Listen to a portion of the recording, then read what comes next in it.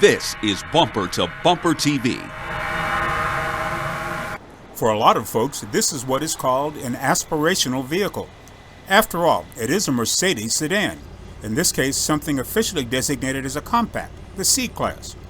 While it may be smaller than other sedans from the brand, there is no doubt about its bona fides once you sit behind the wheel.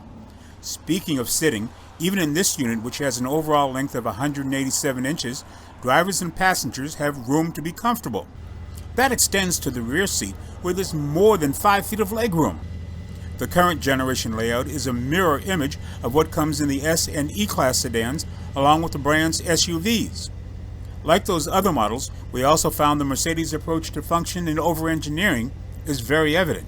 One of the things that distinguishes this vehicle from other Mercedes is its stance. For example, look how close to the ground it is.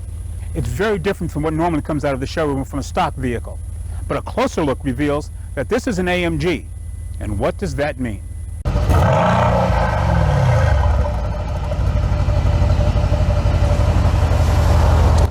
Let's start with power. This C-Class is a 4-liter twin-turbo V8 engine rated at 503 horsepower and 516 pound-feet of torque.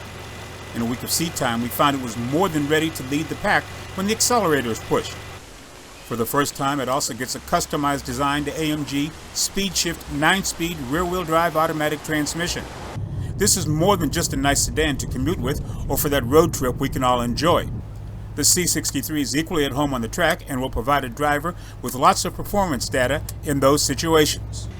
All of this is handled with ease due to a retuning of the proven AMG ride control system that puts a leash on the sedan when it's needed.